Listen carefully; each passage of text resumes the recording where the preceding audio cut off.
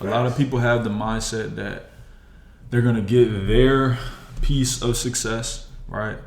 And their nest egg, coveted, and their family's gonna benefit, and that's it. Mm-hmm.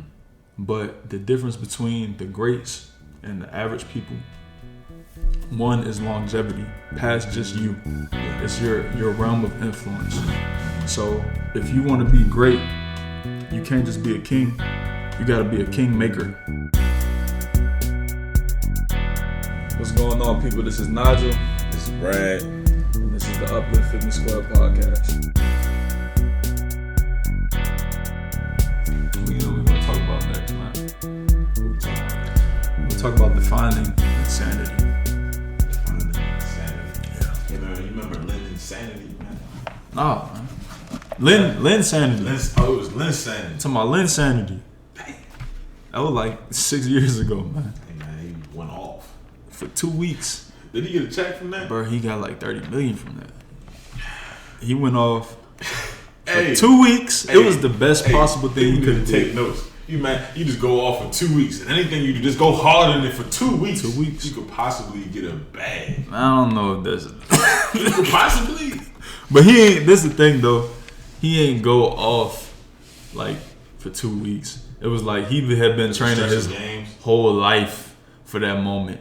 And then he got an opportunity, man. Yeah. So you got to be primed for the position. You can't just jump in and think you're going to drop 30 on Kobe in the NBA. He dropped 30, like 37 on Kobe. And Kobe was talking before the game. He was like, yeah, I don't think he's going to be able to drop 37. He was hot. Hot. Yeah, man. I don't know what happened. He wasn't, like, he was good. My dad loved Linsanity. But it's just like, what happened? Was it a mind? Did something happen? He's definitely not clutch. Because I remember the next year, he left. It was the perfect scenario. Because he was on a bad team. You know, the Knicks was losing that year.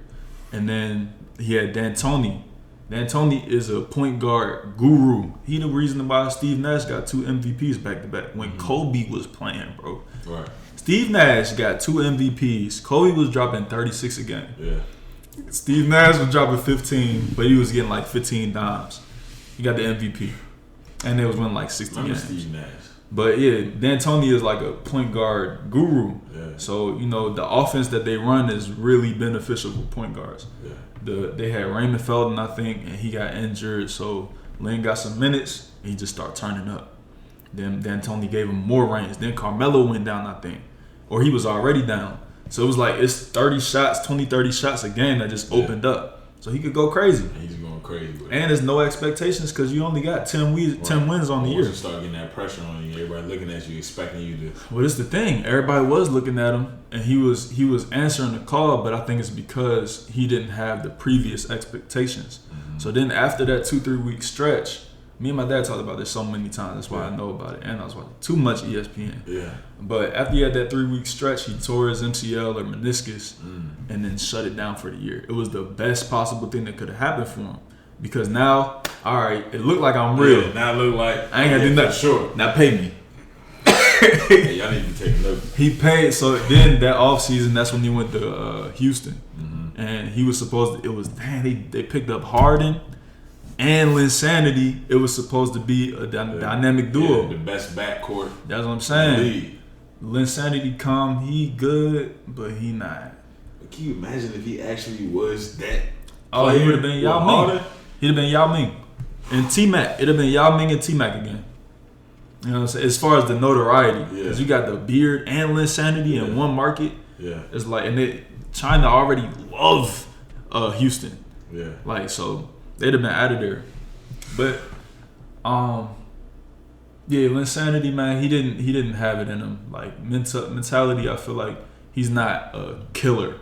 He's just like a good basketball player. Yeah. So when he started playing I remember when he went to Houston, it was a game winner. I think in the playoffs, he had a fast break, a wide open layup. This man blew it. It was just stuff like that kept happening. Like Harden know this dude not real. Yeah, that's not it. Then they get into your own head. Then you play with Kobe, and Kobe. This was the year when Kobe was like, "Y'all soft as Charmin. Y'all soft as how I'm supposed to get better playing with D. Man, y'all soft. Get this team from around me." And he playing on the team. It's like that's gonna shoot your confidence down. Yeah. So Linsanity, man. But I'll tell you what, it's this saying that a lot of people subscribe to, and that's that the definition of insanity is doing the same thing over and over and expecting different results. Mm-hmm. And they attribute that quote to Albert Einstein. First off, Albert Einstein never said that. Second off, that's not the definition of insanity. Yeah. Third off, here's the definition of perseverance. We've read it on the podcast before. Perseverance, persistence in doing something despite difficulty or delay in achieving success. So like you persistent in doing something, the same thing, right, over and over and over and over again, mm-hmm. despite difficulty, it's hard, or delay in achieving success. Right. Don't that sound very similar to the definition of insanity that everybody subscribed to? Yeah. So what the hell is the difference? It ain't no difference, man. Because so many times you done told me, right? Mm-hmm. When you was going in, when you was in the dojo, yeah, you was when I call it the regardless stage. The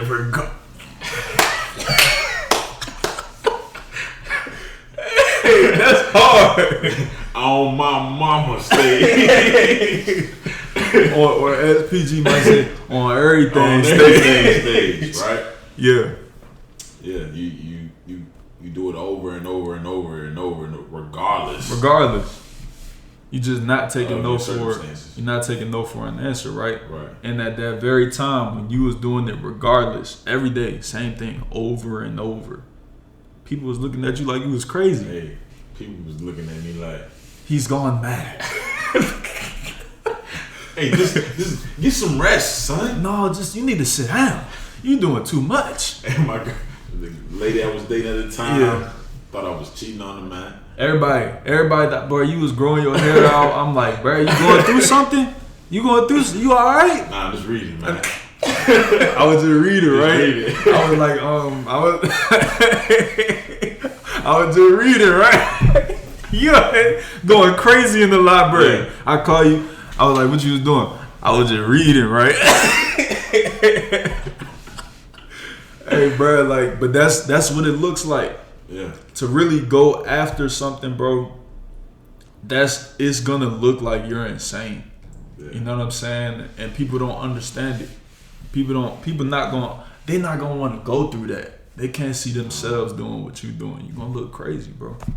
You know, like the insanity workouts, right? Yeah. Like you come up with this crazy routines, just putting your body just stress, mm-hmm. a lot of stress, over and over and over, right? To see your results faster, in a sense, or to see, get your body exactly the way how you want it to be. Yeah. Killer summer body, you know what I'm saying? These crazy fat burning workouts, like you gotta go crazy. Yeah, you do. You got to tap into a different level of commitment. It's right. You said regardless. What I've been saying is like not taking no for an answer.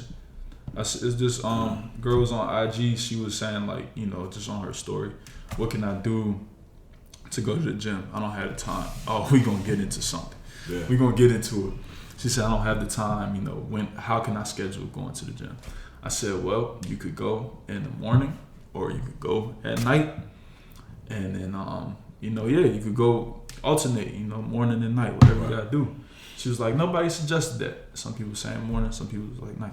I was like, well, I mean, ultimately, you just gotta not take no for an answer. Like, at some point, you're gonna have to make the decision of like, I'm not finna be how I was, and this is the means that's gonna get me to where I wanna be. Right. And that people just don't understand, like, even me. Like getting to that level where it's like, no, every day I'm gonna do this. Yeah. It's like, man, I miss a day.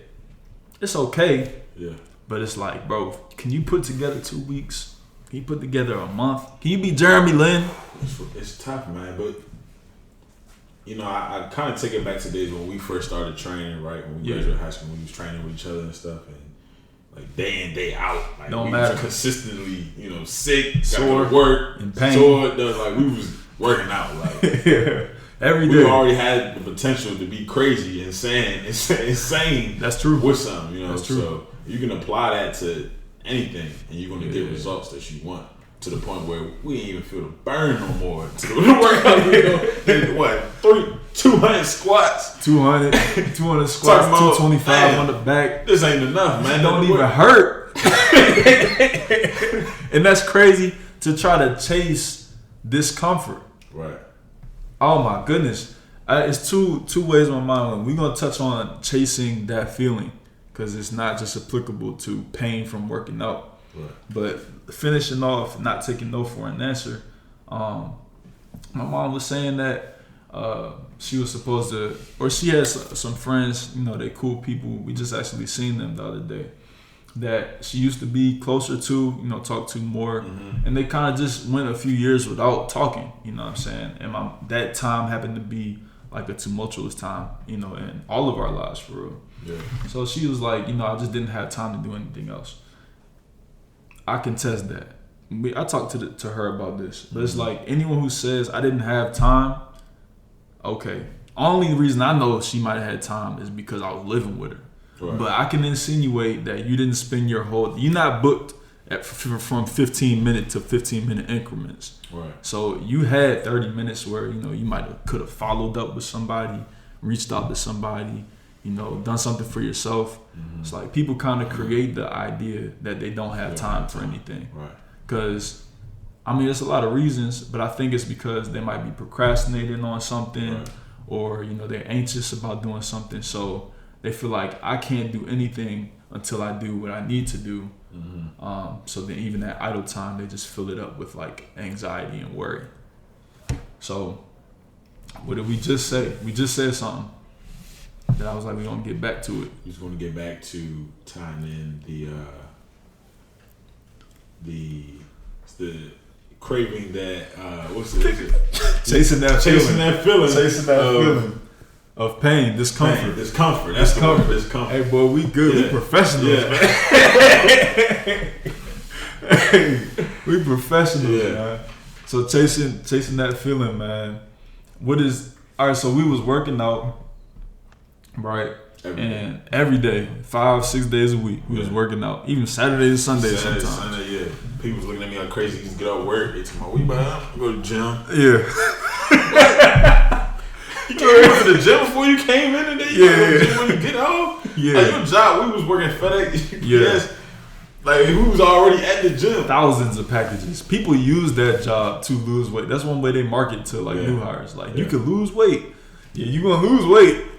I remember I lost 10-20 pounds my first week at UPS. My first week because I started in July. Yeah. But that's off topic, man. Chasing that feeling. Chasing that discomfort. We was working out every day because we wanted something, right? Whatever it was. Growth.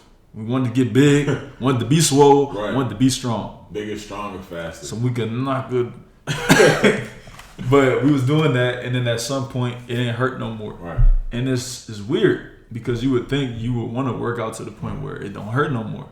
Right, but discomfort, right? We associate discomfort with growth, right? So we know if we're not having that discomfort, I can't say the word, discomfort feeling anymore, then we're not growing. Exactly. We're not growing, and also we don't feel the gratification because that gratification is tied to growth. Right. So that pain has caused results. You can see it. It's tangible. You have to see it when it's not tangible. Like my arms are sore. I'm like, oh yeah. Yeah. You know what? It's breaking down. Yeah. Get built back up. All right. We gotta apply this now. We gotta apply this. Mm-hmm. People stay comfortable, and for that reason, they will never grow. Right. People stay in their comfort zone. They shy away from the things that they don't like. That makes them, nervous. Yeah. And typically the thing that makes you the most uncomfortable is the thing that will benefit you the most.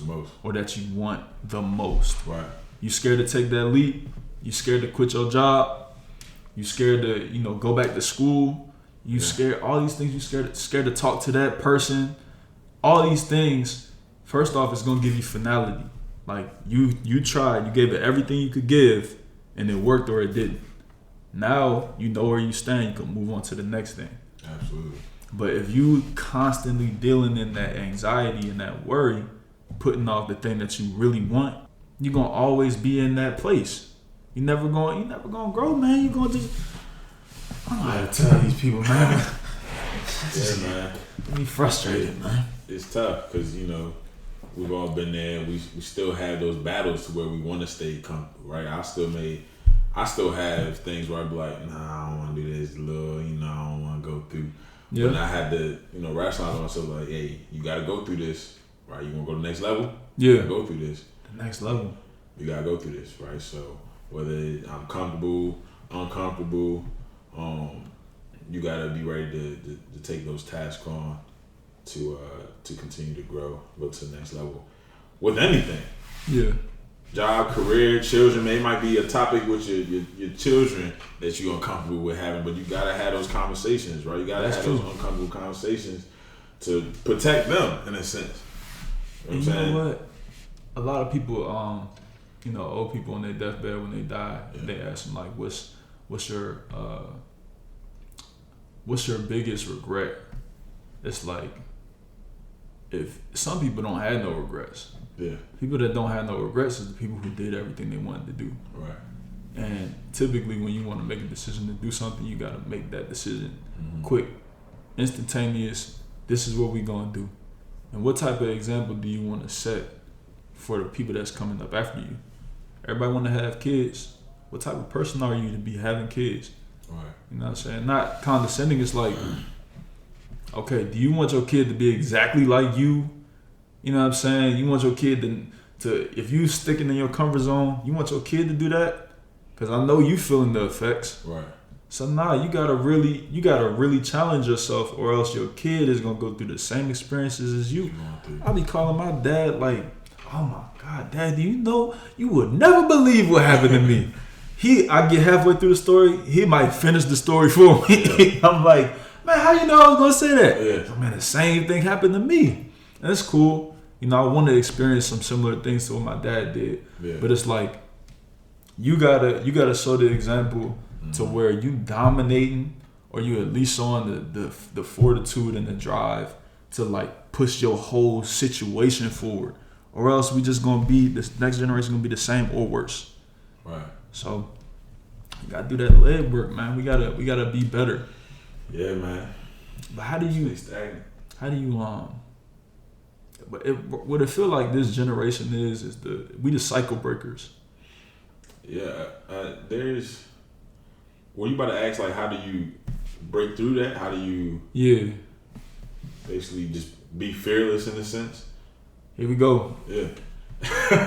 Sit back. You gotta elaborate. Yeah, you have to, you know, evaluate, right? When you're going through the moments where you're thinking about, nah, I don't want to do this because it makes me feel uncomfortable. You know, I'm getting ready to shy away from this, right? You need to take a step back in that moment and really evaluate, why do I want to shy away from this? Right? I mean, what is the downside? What is the upside of me not going through with this thought or whatever, you know, whatever it is. You know, you gotta tell yourself, you gotta be fearless, right? Is my life in danger, right? If I go through this, am I going to die if I go through this, right? Or am I going to grow if I go through this? Is this beneficial or is it not beneficial?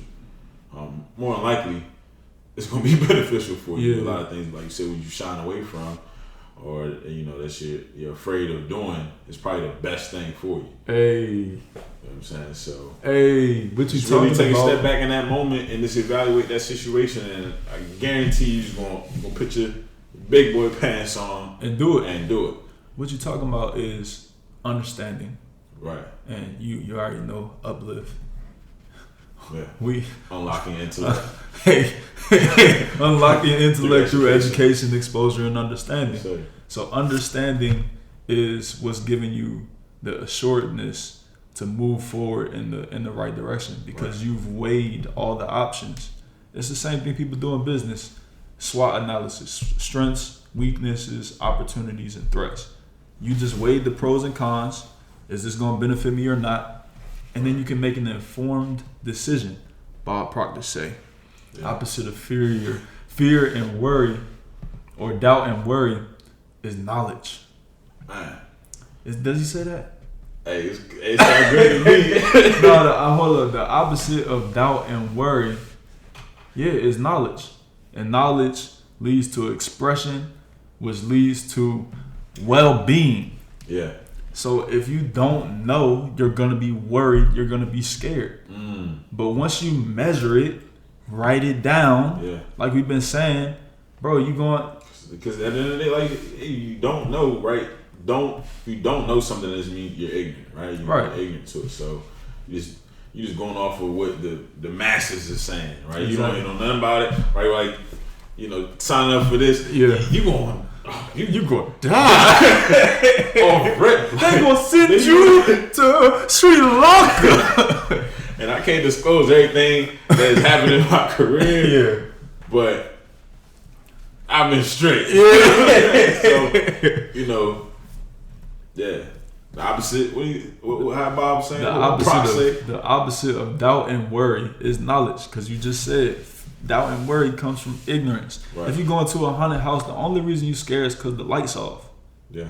Because you can't see what's coming next. Yeah. If I could see you standing right there across the room from me, all right, bro, like it's for real, I ain't never been scared in a haunted house because I know it ain't real. They can't touch me unless they just wilding. And I was at one legit one though. You was at one? 12, man. You was at one? Pops brought me out to somewhere, man. Yeah. That joint was scary. But even then though, bet you the lights was off. Mm-hmm. Now, if the lights was on, you'd been less scared. Yeah. Because at least if you were still scared, you could juke it. You could juke hands the whole way through it. I would walk through. Go ahead, Papa. I'm 12 years old. But yeah, man, like you gotta turn the lights on.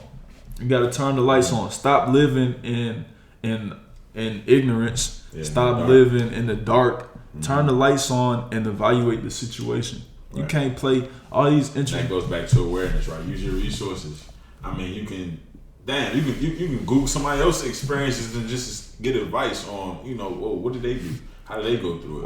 What happened for them when they actually went through it? Smart people learn from their own mistakes. Wise people learn from the mistakes of others. That's what you're talking about. Because most people go through life one time and they deal with things as they come. Mm-hmm. But when you start planning, you start writing stuff down, creating goals, resetting your expectations. Now you not only you being proactive, right? But also you're gonna learn the information from other people, so you ain't gotta go through stuff twice. A lot of people buy a house once, then lose it, and then they spend the rest of their life trying to buy a house again. Yeah, and rewatch videos, man. I know to learn from other people's experience. I watch videos over and over again. So it can stick like, oh yeah, I'm not gonna do that. Yeah. Oh yeah, I am gonna go through with doing that. I got to do that. Right, because the great ones that I've seen, that took their talents to South Beach, like LeBron.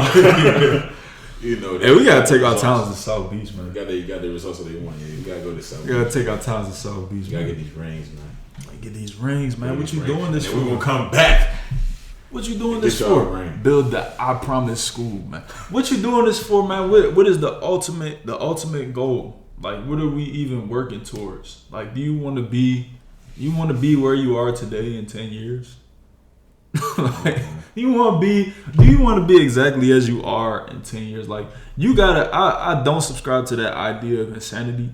It's like, okay, I do subscribe to this. If you're gonna bang your head against the wall, then you insane, right? But we're not talking about doing the exact same thing, right? Waking up, reading the same page on a book 100 times. It's not literally doing the same thing, right? But you gotta stay in a realm that you're good at. Figure out what you're good at. I was listening to Holyfield today. Mm-hmm. Holyfield, hey, you ain't gotta watch this video. Holyfield was talking to Joe Rogan, and he was talking about, bro, his mama is a G. Holyfield? His mama is a G. His mom, everything Joe Rogan asked him, he was like, "Well, my mama said, if you gotta be the man, you gotta go to him. You can't fight away." It was just the stuff he was saying. Like, your mama was saying this, bro. Did she box? Like, man, he got all these quotes and put it with my mama. No, first. Man, his mama. My mama said, "Listen, hit him with the left, then follow up." Listen, my mama. Mama said, if you build a house, somebody gotta live in that. Hey, his mama, man, she knew a lot. I forget why I was saying that. I'm leaving that in. Hey, bro. Bottom line, bro, is I know what it was. He's good at something. She told him that you ain't good at a whole lot of things. Yeah. So you got to pick one. Ain't enough time in the day. He was playing boxing and playing football. She was like, it ain't enough time in the day to do both. So you're gonna have to pick one. And then she told him, oh my goodness, she is cold. If she hasn't said it. She said, either you're gonna bet on the coach or you're gonna bet on yourself. That's hard. Yeah. Either you're gonna bet on the coach. So what does that mean? Or you're gonna bet on yourself. Meaning, if you play football, you gotta wait for the coach to put you in the game. Yeah. Coach gotta call the right play. You know what I'm saying? He gotta put you in the right position to win. Right. And boxing is just you and your opponent. You in the ring, what you gonna do? You gonna bet on the coach or you gonna bet on yourself? You know what I'm saying? Bro, his mama was telling him, she didn't even graduate from high school. She was telling him this. Yeah. That's cold. And then he found out, right? When she said that, he was already playing football. She said, you can't quit to the end of the season. Just like somebody should have told you that. But she said you can't. Every time I think about it, it's like, you probably won't have some type of brain. Yeah, that's the only saving grace. I'm glad I stopped. Yeah. Oh man, we can't keep getting off topic. But he quit at the end of the season, started boxing, and you already know the story of Holyfield. Yeah. So it's like pick a thing that you're good at and then master it.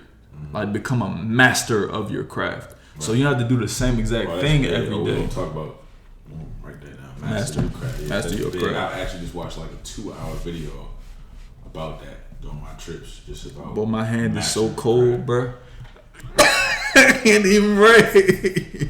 Master, you gotta pick something that you're good at, master it, right? And it doesn't take 30, 40 years to master something. Yeah. You can become a subject matter expert in a matter of months to years, probably years, but like 2 or 3. Once you get really good, then transition. Nate last week was talking about like, if I could talk to my 16-year-old, 18-year-old self, do one thing.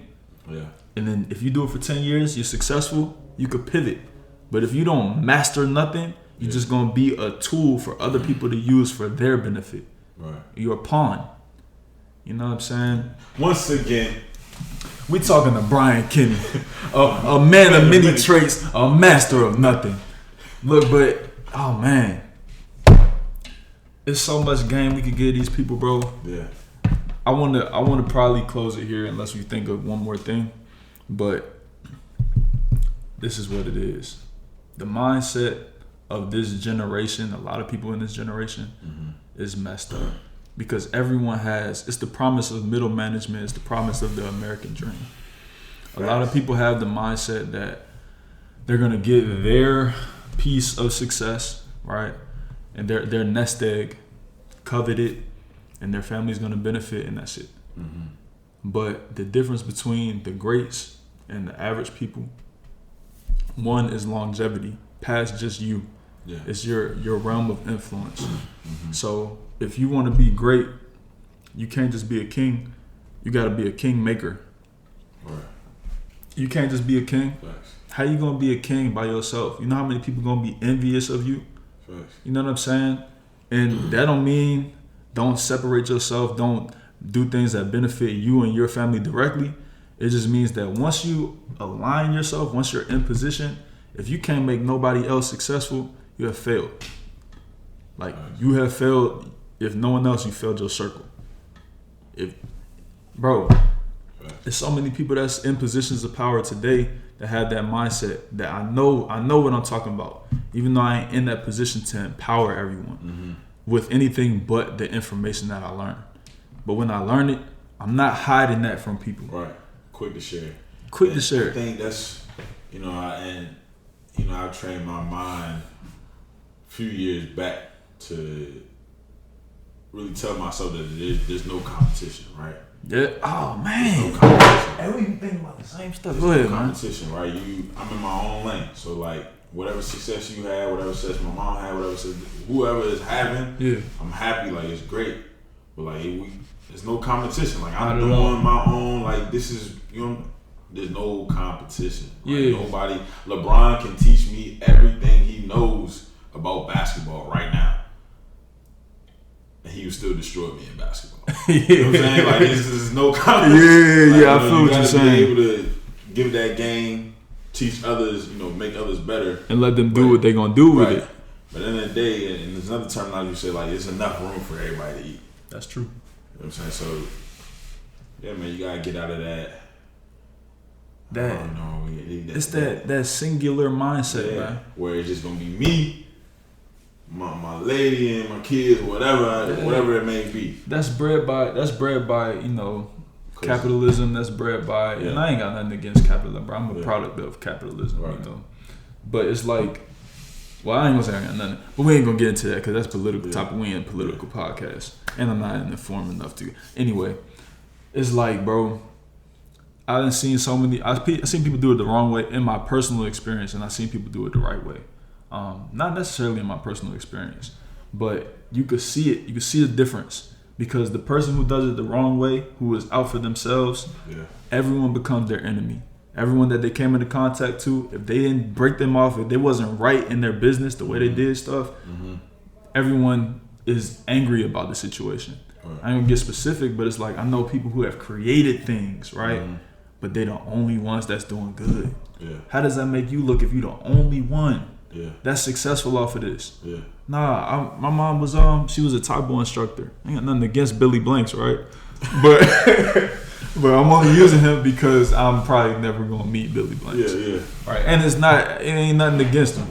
Everybody know Taekwondo because your mama was probably doing Taekwondo. My mama was too. My mama happened to lose 30, 40, 50 pounds on Taekwondo. Amazing. That's his impact right there. But who do Taekwondo today? Man, nobody do no Taekwondo today, man. Ain't nobody do no damn. Everybody doing CrossFit, bodybuilding. Somebody out there doing Taekwondo. Somebody doing Taekwondo. I don't know. But I haven't heard the name. Some people listening don't even know what Taekwondo is. I'm gonna tell you what Taekwondo is. It used to be DVDs on QVC, which they probably don't know what that is. It's a channel that sells stuff. They would sell Taekwondo on an infomercial, and you could buy it. Your mama bought it. She probably did talk to her about it.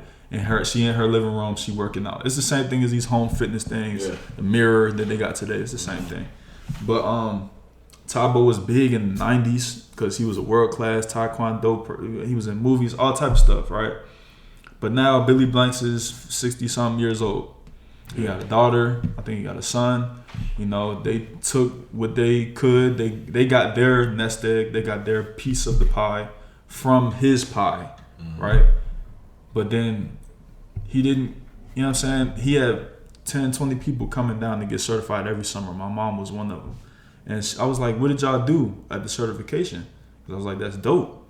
She was like, he would teach us about, Taekwondo. We would do competitions, learn about how to instruct, go through these physical challenges. He would teach us about business. I was like, hold on now. What did he teach you about business? She was like, well, just about how people would try to charge you at the gym and what we should charge. I was like, but did he teach you how to make a multi-million-dollar international DVD sales company? She was like, nah. I was like, then he ain't teach you nothing. Because that's what he did. So he withholding the game, and that's the reason why nobody does Taekwondo today. You know what I'm saying? It's not sharing the game. And she loved those experiences. So it's nothing wrong with you giving somebody a good experience. You helping probably hundreds of thousands of people lose weight, change their lives, probably avoid heart attacks and all. He's an impactful man. But imagine if he would have had the proper predecessor. Maybe he tried, but imagine if he got a predecessor to carry on the vision and maybe even pivoted when he seen the market change towards, weightlifting and CrossFit and nutrition. What if he had the Billy Blanks blender? You know what I'm saying? Like the value he could have created for the generations to come. And then Tabo wouldn't die with him, not to be morbid. You gotta be a kingmaker, man. Stop using people as pawns and put them in the position of power. Because if you play chess, you know that if you get the pawn all the way to the other side, what happens? That's right. It becomes a king. I think that's right. That might not be right. I ain't gonna. Hey, man, I started thinking about the things you talking about, with the generation, man. I feel like our generation and what's the generation X? Man, we one of them, man. We might be Z. I think we Z. I think we Z. No, we millennials. X is after us. X is in 2000, baby. We so informed on this podcast, bro. Like, man, like our generation, like this is with our technology and how we came up. Like we're watchers, man. For sure. Like, bro, we will watch our lives just for sure. Go past like these phones, these computers, social media, entertainment. Mm-hmm. Like, bro, we are watchers, bro. I don't think any other generation coming close to how much time we just spend just doing it. Nah, the next one, bro. Yeah, it's gonna be worse, man. You said this. Yeah. We 20 years from now, we gonna be talking to you like you predicted it. My son don't never come off the couch. Yeah. I don't. Man. So I mean, I started this off by saying we the generation of cycle breakers, and we break in generational curses of like financial destitution, not owning things, whatever, right? We break in cycles. The mental abuse, physical abuse. People say I'm never gonna beat my kids, all that, right? You want to break a cycle? Right. Break the cycle first with your habits. You know what I'm saying? You start a trend, you turn the trend into a habit, turn the habit into a lifestyle, right? And you turn the lifestyle into a generational non-curse. I'm gonna come up with something better, but y'all feel what I'm saying, man? Break the cycle and then create a freaking blueprint for your family to eat forever if they just follow your habits. Yeah, man. I think we gave them a lot. What y'all think? I think they should go to upliftfitnessclub.com. Check out the merch page. We got the t-shirts on deck.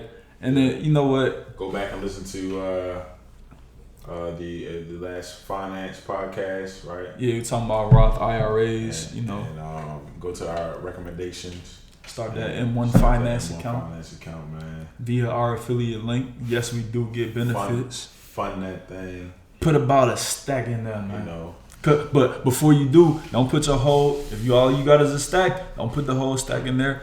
Listen to the How to Save 10K podcast. Learn how to save up some bread and then put that stack in there, man. Apply that high school hustle mentality back when you had nickels and dimes. You used to make that thing last for a month. Not nickels and dime sacks. We talking about actual, currency. Hey. Other than that, man, hey, we appreciate y'all. If y'all listening at this point, like we said before, we really bang with y'all, man. We appreciate that. Yes, sir. We like to just keep rocking out. So y'all support the brand that just pours into opportunities like this. Also, what y'all don't know is what's on the horizons, but we ain't gonna get into it. Just know we about to have a home for the pod. Hey. We ain't gonna be in places like this. I can't even pan the camera around because I don't want to see the surrounding area and this whole dinner. We might need a cameraman, man. Write it down. You can't wait your whole life to make a change. Believe in yourself. Innovate with integrity and intentionality.